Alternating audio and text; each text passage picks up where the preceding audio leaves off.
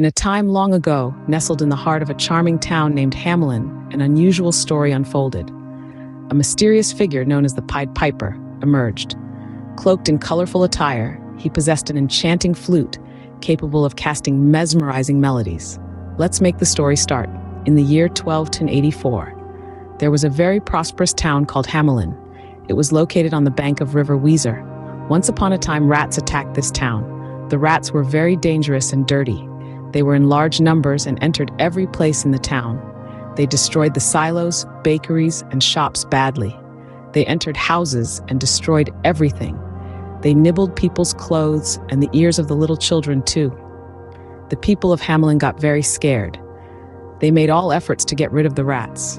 However, the rats were wild and violent, and they were not even scared of cats. This became a huge problem for the people of Hamelin. They sought help and went to the Lord Mayor's house. The mayor came out to his balcony and assured the people of Hamelin that he would save them from the wild rats. He made all efforts but could not control the spread of rats in town. People were angry with the mayor.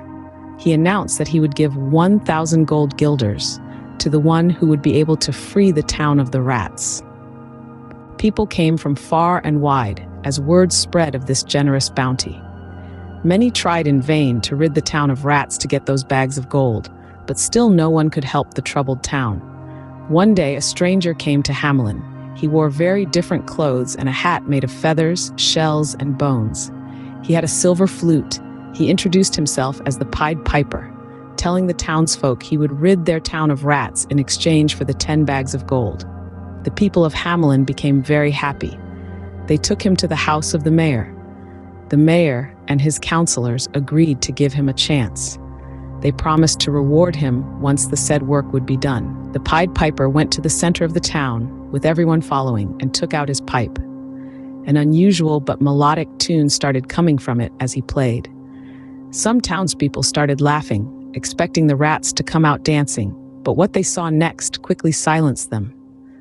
You see, as the Pied Piper played his pipe, more and more rats appeared. Dozens and dozens of them came from all over the town, clambering over one another to see and hear him play.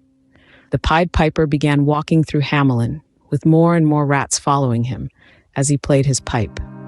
On, and further still, he walked through the streets of Hamelin, continuously playing this unusual tune that only the rats seemed to respond to. More and more followed him, until there were no rats left in Hamelin. But the Pied Piper didn't stop. He carried on walking, playing the same tune, with the rats rushing to keep up with him. Suddenly he got to a river and stopped walking, but the rats didn't. Climbing over one another, they jumped into the river and drowned, finally freeing Hamelin from the rats that had plagued them. At last, when he was certain that no rat was left, he went back to the town and asked for his reward. The mayor refused to reward him and even ridiculed him. He offered 40 guilders instead. The people of Hamelin agreed with their mayor and laughed at Pied Piper. The Pied Piper got very angry. On the 26th of June in that year, he returned, this time dressed as a huntsman, wearing a grim countenance and a wondrous red hat. While the townsfolk were assembled in the church, he again sounded his pipe in the streets. This time, it was not rats and mice that came out, but children.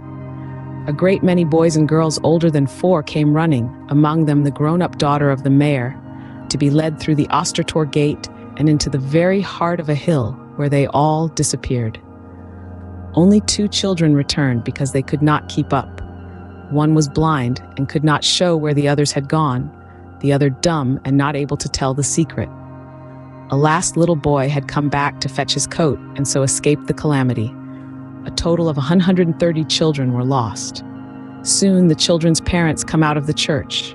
They did not find their kids. They were worried. They ran after the Pied Piper towards the mountains, but it was too late. A total of 130 were gone.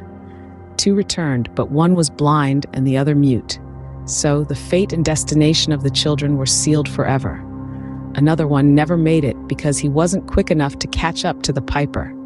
All parents were saddened and realized their mistake, but the children never returned to their homes. There was a deep silence and mourning in the city of Hamelin. Thus the Pied Piper took revenge on the people of Hamelin. The mountain where they disappeared is called Poppenberg.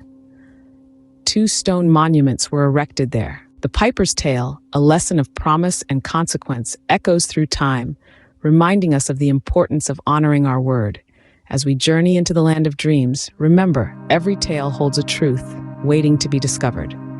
Good night and sweet dreams.